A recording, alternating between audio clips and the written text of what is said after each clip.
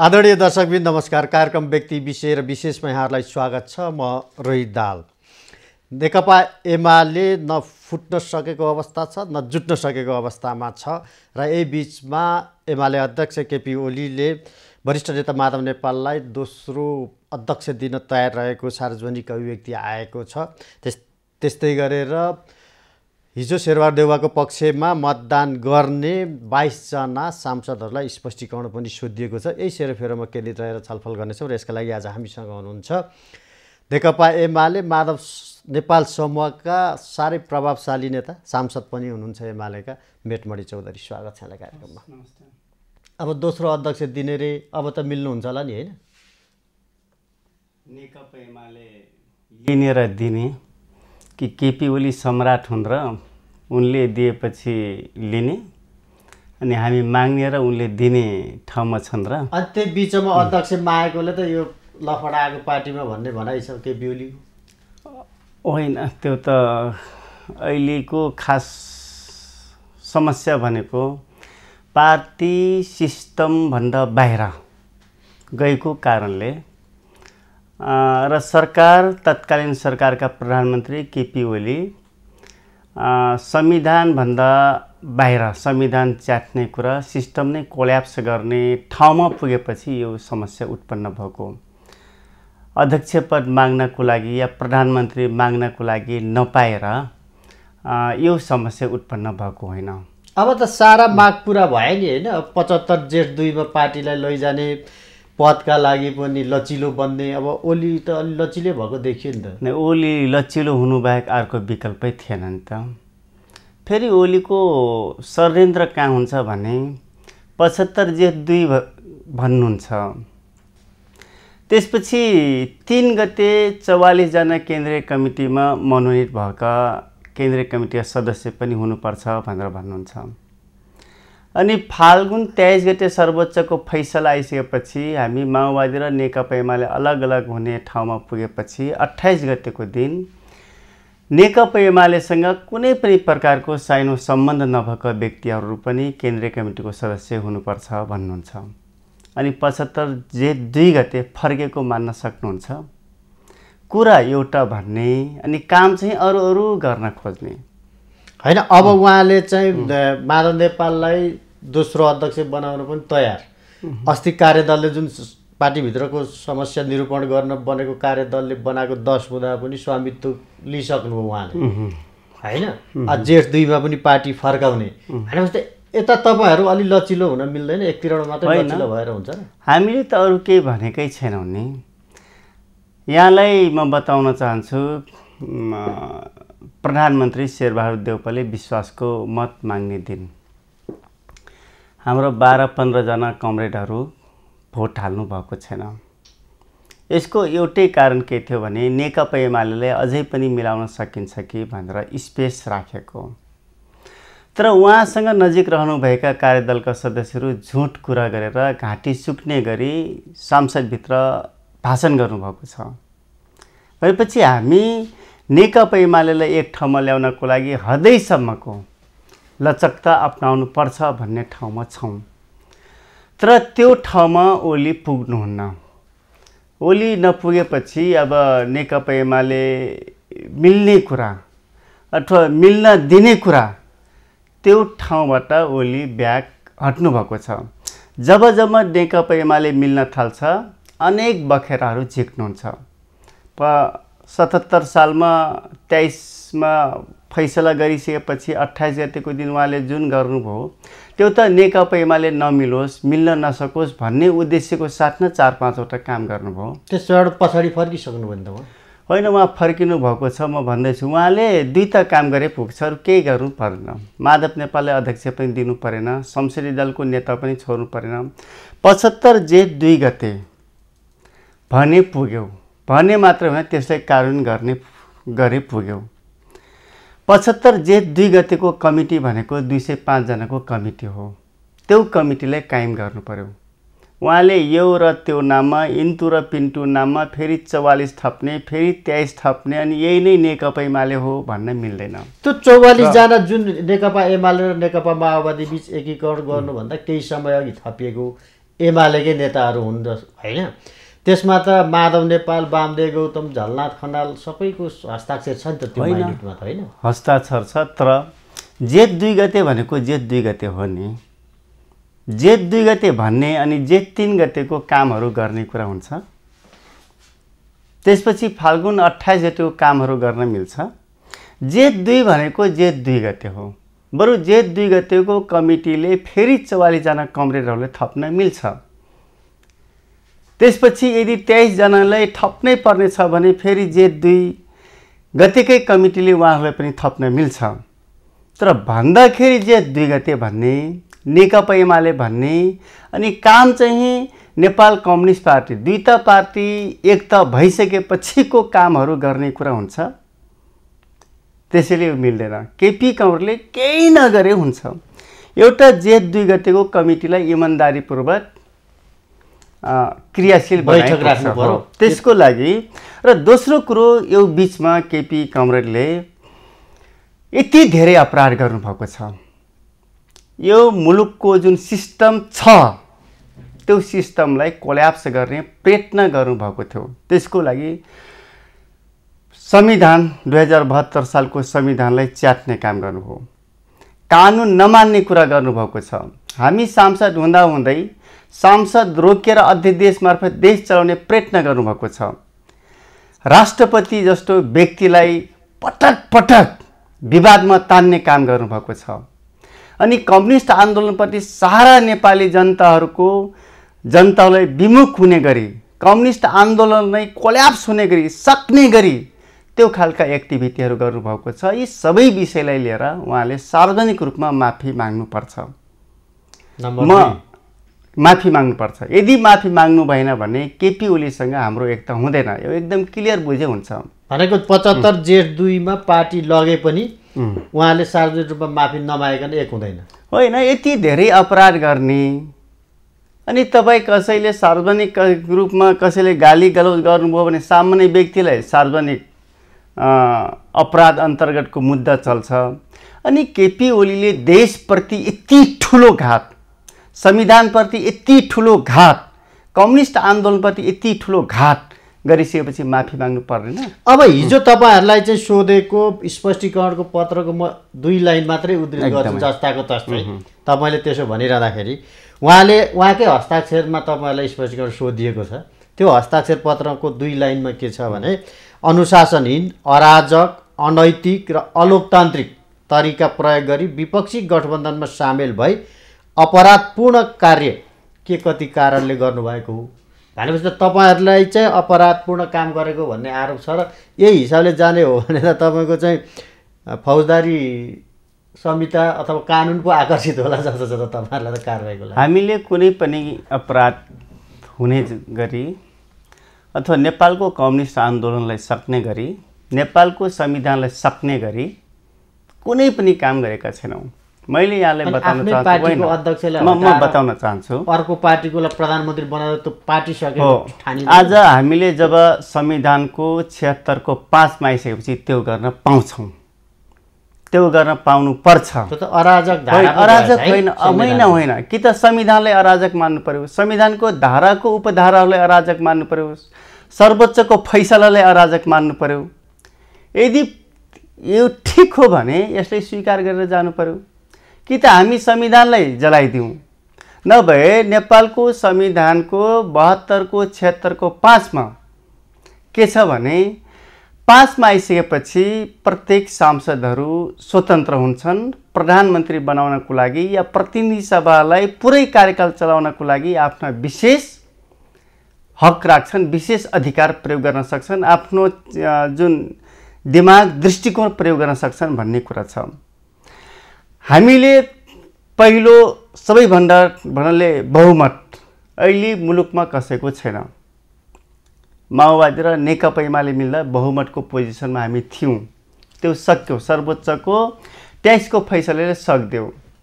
त्यसपछि दुईटा दल मिलेर सरकार बनाउने कुरा थियो, हामी माओवादी र हामी मिलेर सरकार बनायौँ, त्यो च्याप्टर क्लोज भयो। त्यसपछि 3 मा आइसकेपछि सबैभन्दा लार्जेस्ट पार्टीले सरकार बनाउने कुरा थियो, केपी ओलीले बनाउनु भयो, सक्यो। अनि 30 दिनभित्र विश्वासको मत माग्नुपर्ने कुरा 4 मा छ, त्यो पनि सक्यौ। भने 5 मा यो सबै च्याप्टरहरू क्लोज भइसकेपछि 5 मा आइसकेपछि प्रत्येक सांसदहरू स्वतन्त्र हुन्छन्, आफ्ना विवेक प्रयोग गर्न पाउँछन् भन्ने कुरा छ। त्यही अन्तर्गत हामीले विवेक प्रयोग गर्यौं र सम्माननीय प्रधानमन्त्री शेरबहादुर देउपाले माग्नु भएको विश्वासको मतको पक्षमा भोट हाल्यौं। यो निर्दलीयतामा जाने निर्दलीयता होइन, गर्ने धारा होइन। निर्दलीयता त यो मुलुकमा केपी ओली दलीयता, केपी ओली दल, उहाँले जबरजस्ती संविधान मिचेर सबैभन्दा ठुलो दल, म ठुलो दल भन्नाले संविधानभन्दा कानुनभन्दा सबैभन्दा माथि मै छु भनेर देखाउन खोज्नु भएको थियो। त्यसलाई सर्वोच्चले चेक गर्यो। यसरी चेक गरेको छ कि राष्ट्रपति र प्रधानमन्त्रीमाथि कुनै पनि प्रकारको विश्वास नभएपछि यति गते प्रतिनिधि सभा डाक्नु, त्यसपछि देउपालाई यति दिनभित्र अथवा यति गते शपथ ग्रहण गराउनु, यो सबै किन भयो भने केपी ओलीले कुनै लुपहोल पाए भने अझ पनि बर्बादीतिर अझ पनि अनेक हरकत गर्छन् भन्ने सोच चिन्तनको साथ सर्वोच्चले त्यो खालको फैसला गरेको हुनुपर्छ। तर आज अदालतले कुनै दलको नेतालाई अथवा प्रतिनिधि सभाको सदस्यलाई प्रधानमन्त्री तोकिदिने अवस्था अदालतले, त्यो तपाईहरुलाई एकदम मान्य छ। आफ्नै पार्टीको अध्यक्षलाई प्रधानमन्त्री हटाएकोमा गौरव छ भनेपछि कस्तो पार्टीको सदस्य हुनुभयो तपाईहरु? हो, बडो गजब क्वेशन गर्नुभयो। यहाँ आइपुग्नु भएन।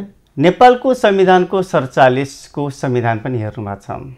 त्यसको 42 को 1, 2, 3, 4 मात्रै छ, होइन? यो प्रावधान छ भनेपछि यो भन्दा टाढा छैन। तर यहाँ के छ भने 5 पनि छ, 6 पनि छ, 7 पनि छ, 8 पनि छ। यो किन राखियो भन्दाखेरि 42 को 1, 2, 3, 4 सम्म मात्रै हुँदा प्रधानमन्त्रीको सिफारिसमा राष्ट्रपति या त्यसबेलाको राजाले पटक पटक प्रतिनिधि सभा भङ्ग गरेर मुलुक अस्थिरतातर्फ गयो, मुलुक अराजकतातर्फ गयो, मुलुकलाई केवल एउटा व्यक्तिमा मात्रै कन्ट्रोल हुने भयो, मन लागेको बेला भङ्ग गरिने, मन लागेको बेला स्थापित गर्ने, त्यो खालको प्रावधान थियो। र यी सबै खालको संवैधानिक धारा उपधारा हेरेर 72 सालको संविधान बनाउँदा त्यसमा 5, 6, 7, 8 थप्ने काम किन गरियो भन्दाखेरि प्रधानमन्त्रीहरूले यस्ता अराजक गतिविधिहरू गर्न नपाउन्, मुलुक अस्थिरतातर्फ जान नपरोस् भन्ने उद्देश्यको साथ यी संवैधानिक धाराहरू अथवा धाराहरूको व्यवस्थापन भएको छ। र फेरि प्रधानमन्त्रीले संविधानले अनुमान र कल्पना समेत नगरेको कुरा प्रतिनिधि सभा भङ्ग गर्न मिल्छ? यस विषयमा धेरै चर्चा पनि भइसकेको छ धारा 5 मा, हैन? तर अब तपाईहरुले चाहिँ स्पष्टीकरण जुन पाउनु भएको छ, जुन सोधिएको छ तपाईहरुलाई, कहिले बुझाउनुहुन्छ? हामी बुझाउँदैनौँ। किन बुझाउने? पार्टीको आदेश त केही पनि नमान्ने। तपाईले बुझ्नुस् के पार्टी छ अहिले नेकपा एमाले भन्ने पार्टी छ भन्ने लाग्छ तपाईलाई? छैन। छैन। नेकपा एमाले पार्टी हुनको लागि म पटक पटक भन्दैछु। के सांसद हो त? कुन पार्टीको? पहिले नेकपा एमालेबाट आएको, अहिले त नेकपा एमाले भित्र कन्फ्लिक्ट सुरु भएको छ। कन्फ्लिक्ट त्यसैले पार्टी छैन कि केपी ओलीको समूह छ। केपी ओलीले त्यो समूहलाई मेरो नेकपा एमाले भनिरहेछन् र अर्को माधव झलनाथ र वामदेव गौतम समेतको सहभागी भएको अर्को समूह छ, त्यसलाई पनि हामी एमाले भन्छौँ। तर खास नेकपा एमाले 75 जेठ 2 गते हो। अनि केपी ओलीको समूह या गुट या प्राइभेट कम्पनीले सोधेको स्पष्टीकरणको जवाब दिनुपर्छ भन्ने लाग्छ? लाग्दैन। अधिवेशनबाट निर्वाचित अध्यक्ष होइन केपी ओली, 9 राष्ट्रिय बहुमत सदस्य केन्द्रीय समिति उहाँसँग छ, होइन? हो। अनि पार्टी भएन त्यो? होइन। तपाईले 9 राष्ट्रिय महाधिवेशन कति सालमा भएको थियो? 71 साल। 71 सालमा भएको 9 राष्ट्रिय महाधिवेशन कति वर्षको लागि भएको थियो? ठीक छ, 5 वर्षको लागि। 3 वर्ष त शून्य समय नि त तपाईहरुको। अनि दुईटा पार्टीले एक ठाउँमा ल्याउने त्यसै शून्यमा झार्न मिल्छ? त्यही ठाउँबाट हामी यो ठाउँमा पुगिसकेका छौँ। त्यसैले आज हामी 7औं 8औं वर्षमा रनिङमा छौँ। केपी ओली त टाइम पिरियडको हिसाबले पनि एक्सपायर भइसकेको छन्। उनको अध्यक्ष पद एक्सपायर भइसकेको छ। त्यसैले म आफूलाई पनि नेकपा एमाले हुँ भनेर दाबी गर्न सक्दैन। केपी ओली पनि होइनन्। केपी ओली र हामी नेकपा एमाले हुनको लागि 75 जेठ 2 गते 205 जनाको केन्द्रीय कमिटी त्यो ठाउँमा पुग्नुपर्छ। त्यसैले हामीले केपी ओलीलाई नेकपा एमालेको अध्यक्ष स्वीकार गर्न नसकेको पोजिसनमा उनले सोधेको स्पष्टीकरण दिनुपर्ने आवश्यकता छ। यो संवैधानिक रूपमा पनि बेठिक छ, संविधानले गरेको सर्वोच्चले गरेको फैसलाको आधारमा पनि बेठिक छ, सबै एङ्गलबाट बेठिक छ। अब कसरी तपाईँहरू अलिक बढी विधि पद्धति पार्टीको अनुशासनको कुरा बढी गर्नुहुन्छ, तपाईँहरूको समूह गरेको सुनिन्छ, तर सबैभन्दा बढी नमान्ने तपाईँहरूले देखिनुहुन्छ फेरि गलत। अब तपाईँहरू चाहिँ माधव नेपाल भन्नुहुन्छ अरे मेरो बहुमत नभएको कमिटीको बैठकमै म जान्न, त्यो होइन, त्यस्तो पनि हुन्छ? होइन, त्यो होइन। एउटा महाधिवेशनले अर्को महाधिवेशनले अध्यक्ष परिवर्तन गर्ला अथवा कन्टिन्यू गर्ला, त्यो बाँकी नै छ, बिचैमा अध्यक्ष चाहियो अरे उहाँलाई, चाहियो पनि हुन्छ विधि पद्धति। मैले भनिसकेको छु यहाँको स्टुडियोमा, दुईटा कुरा मात्रै गरे पुग्छ। न माधव नेपालको समूहलाई केही गर्नुपर्छ, न माधव नेपाललाई अध्यक्ष बनाउनुपर्छ। उहाँले केही गर्नु पर्दैन, हामीले भनेको होइन, उहाँले नै बनाएको कार्यदलले भनेको होइन, विष्णु पौडेलको अध्यक्षतामा या संयोजकमा बनेको कार्यदलले भनेको होइन, अथवा पार्टीको ठाई कमिटीको बैठकले भनेको होइन। कमिङ इलेक्सनसम्म प्रधानमन्त्री तपाईँ, आउने महाधिवेशनसम्म अध्यक्ष तपाईँ। उहाँ त कमरेड प्रचण्ड र केपीको बिचमा आधा अवधि प्रधानमन्त्री बन्ने कुरा लिखित डकुमेन्ट नै थियो नि त, त्यो सार्वजनिक भइसकेको छ। तर पनि त्यसको बावजुद पनि कमरेड प्रचण्डले मलाई चाहिन्न, तपाईँ नै चलाउनुहोस्, यति मात्रमा ठाई कमिटीले भन्यो, कार्यदलले सुझाव गर्यो।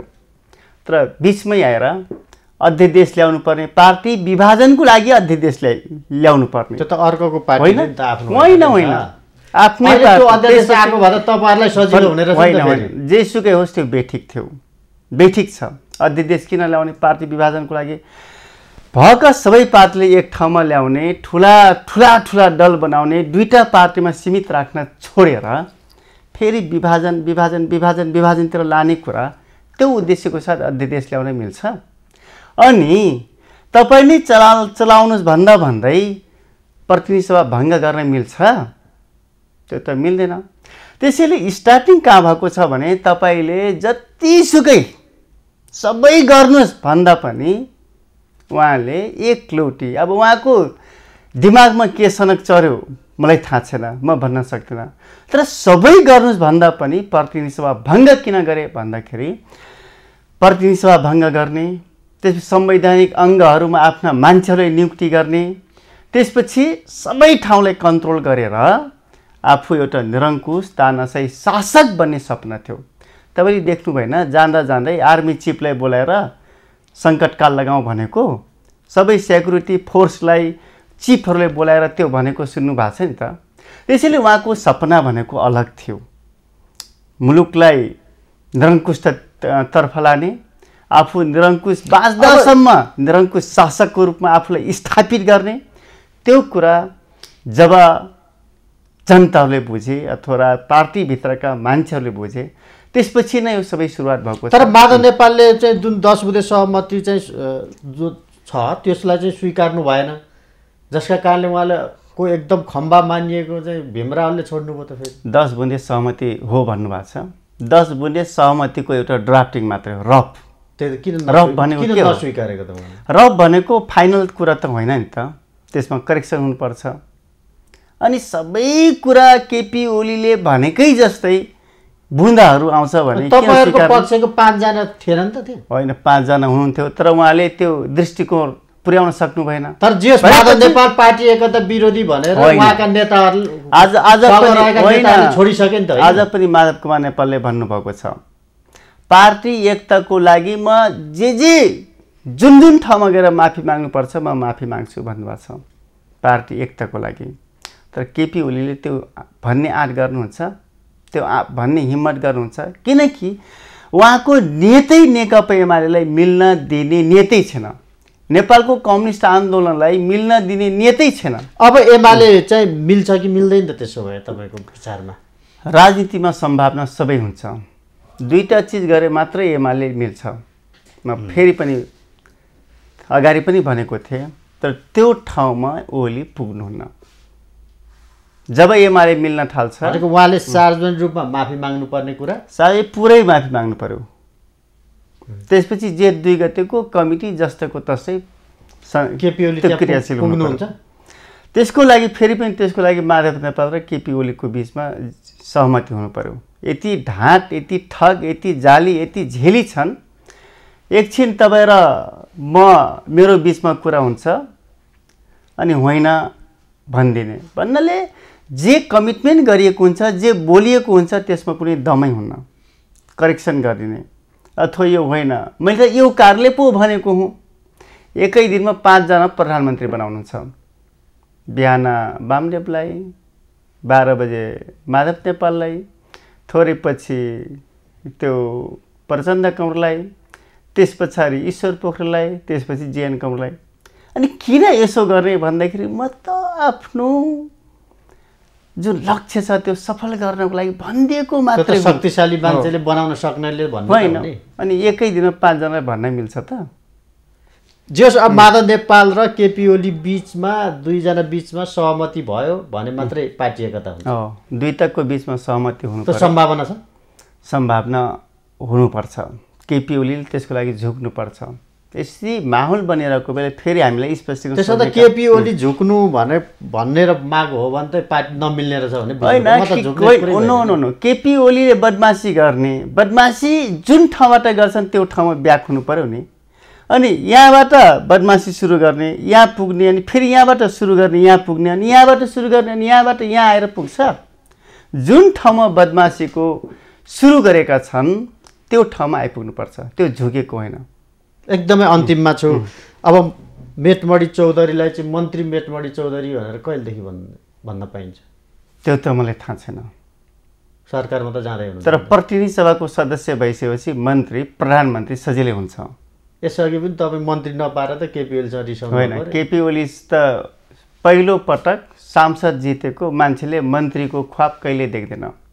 फेरि म त्यस्तो तर कहाँबाट कस्तो पृष्ठभूमिबाट जितेको भन्ने अर्थ लाग्छ नि त। भएका छन् नि मान्छे। जेसुकै होस्, मेरो आफ्नो पर्सनल इन्ट्रेस्टको कुरा गर्नुहुन्छ भने पहिलो पटक जितेको सांसदले मन्त्री पद पाउनको लागि आकाङ्क्षा राख्दैन। विरोध खतिवरा जस्ता मान्छे, कृष्ण दाहाल जस्ता मान्छे, सोम पाण्डे जस्ता मान्छे, त्यसपछि लगायतका जो 48-51 सालदेखि कन्टिन्यू जितिराख्नु भएको छ, उहाँहरूले त्यो खालको आकाङ्क्षी राख्नुहुन्छ। दलबहादुर राणा लगायतका कमरेडहरू जो 48-51 सालदेखि, सोम पाण्डे त हुनुभयो एकचोटि जे नै हुनुभयो, तर पनि फेरि दाबी गर्न पाउनु मन्त्रीमा दाबी नै छैन। म 74 सालमा जित्ने अनि 48 सालदेखि पाइपलाइनमा हुनुहुन्छ कमरेडहरू, अनि मैले दाबी गर्न हुन्छ? मेरो नैतिकताले पनि दिँदैन। भोलि आवश्यकता महसुस भयो अथवा क्षमता ठिक छ भन्ने कसैले लाग्यो भने अब प्रतिनिधि सभाको सदस्य भइसकेपछि मन्त्री प्रधानमन्त्री हुने कुरा त योग्यता पुगि नै हाल्यो, होइन? पुग्यो नि त। अब एउटा सामान्य मान्छेले ल्याएर मन्त्री बनाउँछन् भने त म त प्रतिनिधि सभाको सदस्य। ठिक छ। अब अहिले चाहिँ 40% तपाईँहरूसँग न केन्द्रीय समितिमा न संसदीय दलमा नपुगेकोले पार्टी जोगिरहेछ भनेर बुझ्दा हुन्छ अन्तिममा? तपाईँले बुझ्नुहोस्, म यहीँ बोल्दैछु, तपाईँले लेखेर पनि राख्नुहोस्। हामी 1 महिनाभित्र ड्रास्टिक चेन्ज गर्छौँ। भनेको के हो? नेकपा एमालेको केन्द्रीय कमिटीभित्र पनि अत्यन्त ठुलो मेजोरिटी, संसदीय दलभित्र पनि मेजोरिटी। केपी ओलीले यदि करेक्सन गर्ने ठाउँमा आउँदैन भने 2 ठाउँबाट हामी हटाउन सक्ने ल्याकत राख्छौँ। 1 महिनासम्म चाहिँ पार्टी नफुट्ने रहेछ भन्ने बुझ्नु पर्यो त्यसो भए, होइन? 1 महिनासम्म पार्टी त विभाजनको लागि त विभाजन त हुने कुरै भएन नि। 1 महिनाभित्र तपाईँले 40% अध्यादेश ल्याउन माग गर्दै हुनुहुन्छ? हामी कहिले माग्दैनौँ। हामी 48 जना मान्छे पुर्याउँछौँ, सांसदहरू पुर्याउँछौँ, 40% पुग्छ, त्योभन्दा प्लस हुन्छ। त्यसपछि फुटाउनुहुन्छ? अब केपी ओली जस्तै हामीले अध्यादेश ल्याउने गैर कानुनी 48 जना सांसद पुगेपछि तपाईहरु 40% हुन्छ? फुटाउँदैनौँ। नेकपा एमालेकै संसदीय दलको नेता अरू कोही हुन सक्छन्। सुभाष नेमाङै कमरेड रहन सक्नुहुन्छ अथवा ईश्वर पोखरेल कमरेड आउन सक्नुहुन्छ, या पार्टीको अध्यक्षमा माधव नेपाल कमरेड आउन सक्नुहुन्छ, अथवा यो बाहेक अरू पनि आउन सक्छन्। तर केपी ओलीलाई हामीले एमालेमा रहँदासम्म नेकपा एमालेप्रति जनताको मोह भङ्ग भइसकेको छ। 1 महिनाभित्र केपी ओलीलाई संसदीय दलको नेता र नेकपा एमालेको अध्यक्षबाट हटाउनुहुन्छ। जरुरी भइसकेको छ। अनि हटाउनुहुन्छ होइन? हट्नुहुन्छ। हस्, समय दिनुभएन, धेरै धेरै धन्यवाद। हस्, नमस्ते। आज हामीले छलफल गऱ्यौँ नेकपा एमाले भित्रको विवाद, त्यस्तै गरेर केपी ओलीले सोधेको स्पष्टीकरण लगायतका विषयमा केन्द्रित रहेर। यसका लागि आज हामीसँग हुनुहुन्थ्यो नेकपा एमालेका एकजना प्रभावशाली नेता तथा सांसद मेटमणि चौधरी। कार्यक्रम व्यक्ति विषय र विशेषको यो श्रृङ्खला यति नै। खबरभित्रको खबरका लागि हेर्दै रहनुहोला एबी न्युज खबर। नमस्कार।